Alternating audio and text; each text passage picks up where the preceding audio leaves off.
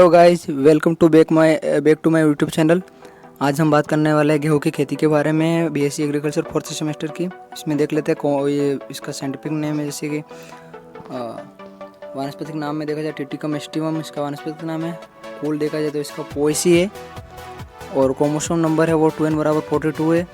Origin place देखा जाए तो इसका साउथ वेस्ट एशिया है और कॉमन नेम में देखा जाए तो कनक के रूप में जाना जाता है इसको।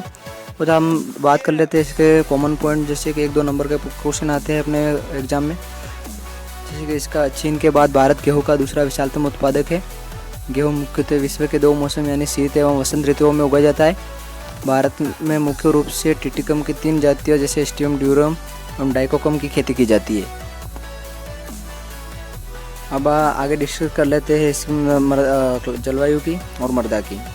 जैसे इसमें जलवायु समशीतोष्ण उपयोगी रहता है। तापमान देखा जाए तो बीज के अंकुरण के लिए 20 से 25 डिग्री सेल्सियस, वानस्पतिक वृद्धि के लिए 16 डिग्री से 22 डिग्री सेल्सियस, परिपक्वता है वो 25 डिग्री सेल्सियस। और सोइल देखी जाए तो दोमट एवं काली मृदा सबसे उपयुक्त रहते हैं बेस्ट इसके लिए। अब हम बात कर लेंगे आगे इसके लिए, मतलब वो बुआई की विधि के लिए। गेहूं की बुआई समय से पर्याप्त नमी पर करनी चाहिए, अन्यथा उपज में कमी हो जाती है। जैसे जैसे बुआई में विलम्ब होता है वैसे वैसे पैदावार में गिरावट आ जाती है। ये तो आप सबको पता है, अपन मतलब पढ़ के आए आगे। अब जैसे देख लेते हैं पंतनगर सीड्रिल बीज व खाद सीड्रिल से बुआई करना अत्यंत लाभदायक है। बुआई की विधि ये अपने 2 विधियाँ बताई गई है। अब देखा जाए इसकी किस्म, वेट की किस वैरायटी है वो 2 किस्म है, अनसिंचित और सिंचित, दोनों बताई गई यहाँ पे। एग्जाम में दोनों मतलब थोड़े थोड़े किस्म सबसे 7 किस्म दोनों के लिख देंगे तो अच्छे नंबर खासे मतलब अगेन कर लोगे आप।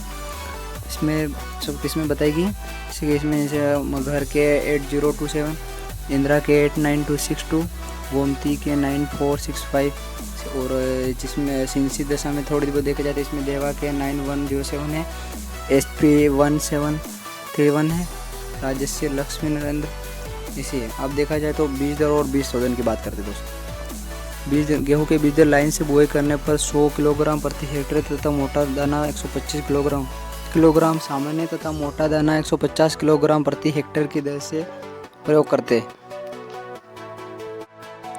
अब बात कर ले दोस्तों उर्वरक का प्रयोग की, तो उर्वरक का प्रयोग मृदा परीक्षण के आधार पर करना चाहिए। गेहूं की अच्छी उपज के लिए खरीफ की फसल के बाद भूमि में 150 किलोग्राम नत्रजन, 60 किलोग्राम फास्फोरस तथा 40 किलोग्राम पोटास प्रति हेक्टेयर तथा देर से बुआई करने पर 80 किलोग्राम नत्रजन, 60 किलोग्राम फास्फोरस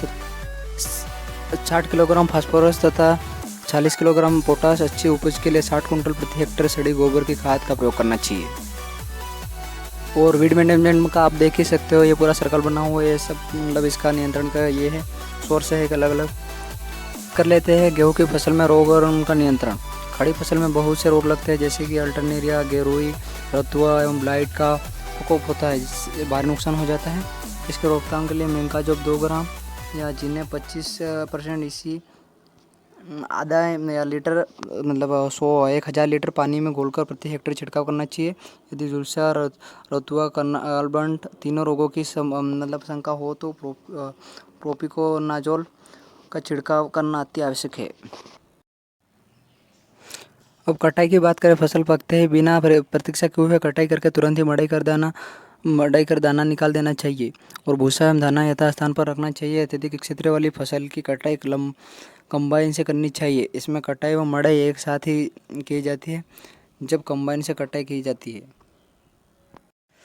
तो अपने हिसाब से मतलब कटाई जैसे गेहूं की परिपक्वता हो जाए कर देनी चाहिए। इसमें भंडारण की बात कर ले तो मौसम का बिना इंतजार किए हुए उपज को बकरी या बोरों में भरकर साफ सुथरे स्थान पर सुरक्षित कर सूखी नीम की पत्ती का बिछावन डालना चाहिए या रसायन का भी प्रयोग करना चाहिए। तो जो मतलब कॉमन पॉइंट इंपॉर्टेंट पॉइंट आता है वो आता है उपज। यील्ड क्या होती है? असिंचित दशा में 35 से 40 कुंटल प्रति हेक्टेयर होती है। सिंचित दशा में समय से बुआई करने पर 55 से 60 कुंटल प्रति हेक्टेयर होती है पैदावार मिलते ही, तथा सिंचित देर से करने पर 40 से 45 कुंटल प्रति हेक्टेयर होती है। उसीली भूमि में 30 से 40 कुंटल प्रति हेक्टेयर। उम्मीद करता हूँ दोस्तों आपको आज का ये वीडियो अच्छा लगा होगा, आपको लिए एग्जाम के लिए काफ़ी हेल्पफुल रहा होगा। तो आपको ऐसे वीडियो देखने के लिए मेरे चैनल को सब्सक्राइब करें और वीडियो को लाइक करें। Thank you.